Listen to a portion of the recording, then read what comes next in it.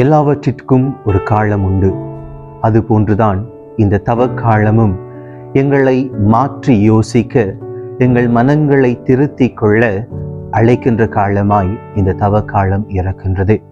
தவக்காலம் ஆரம்பித்து பல நாட்கள் கடந்து விட்டன. நாங்கள் புனித வாரத்திற்குள் இன்னும் ஒரு கிழமையில் காலடி எடுத்து வைக்க இருக்கின்றோம். ஆயினும் இந்த காலம் எங்களுக்கு விடுக்கின்ற அழைப்பை பற்றி சற்று ஆழமாக சிந்திப்போம்.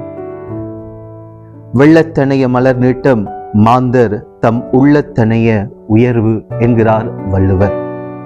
அதாவது தாமரை மலரின் உயரம் எவ்வளவு என்றால் அது நீரின் உயரமே தாமரை மலரின் உயரமாக இருக்கின்றது. நீர் உயர உயர தாமரையும் உயர்ந்து கொண்டேதான் செல்லும்.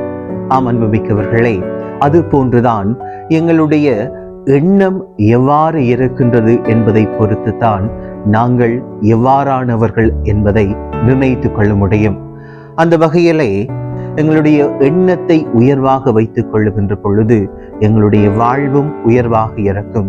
அதனால் தான் இந்த தவக்காலத்தில் நாங்கள் எத்தனையோ மாற்றங்களை பற்றி சிந்திக்கின்ற பொழுது எங்களுடைய எண்ண மாற்றத்தை பற்றி சிந்திக்க அழைக்கப்படுகின்றோம். எங்களுடைய எண்ணங்கள் ஒவ்வொன்றும் நல்லதாய், இறைவனுக்கு ஏற்றதாய் இருக்க ஆண்டவர் தருகின்ற காலமாய் இந்த காலம் இருக்கின்றது. இந்த தவக்காலம் என்கின்ற பொழுது கிரேக்க சொல்லில் மெட்டனோயா என்கின்ற சொல்லிலிருந்து வருகின்றது. ரிப்பெண்ட், மனமாற்றமாக இருக்கின்றது. அதற்கு இன்னொரு அர்த்தமும் இருக்கின்றது.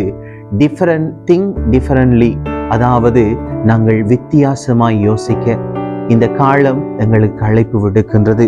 விசேட விதமாக பல்லை கழற்றாத பாம்பு சட்டையை கழற்றி என்ன பயன் என்று சொல்வார்கள்.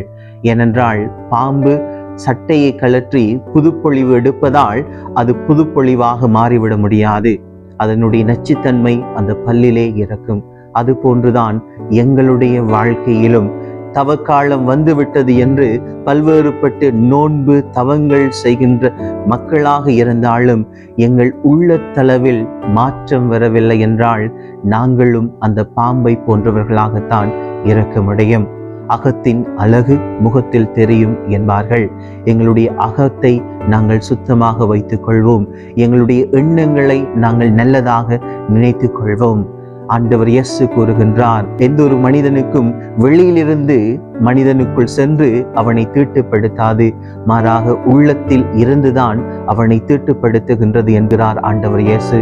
எனவே எங்களுடைய உள்ளத்தை நாங்கள் தூய்மைப்படுத்த இந்த தவக்காலம் எங்களுக்கு விடுக்கின்ற அழைப்பாய் இருக்கின்றது. நல்லதையே எண்ணுவோம், நல்லதையே சிந்திப்போம். நாமும் நல்லவர்களாய் எங்கள் எண்ணம் உயர்ந்து, எங்கள் மனங்களும் உயர்ந்து, எங்கள் வாழ்வும் உயர்ந்திட இந்த தவக்காலத்தை பயன்படுத்திக் கொள்வோம். ஆமீன்.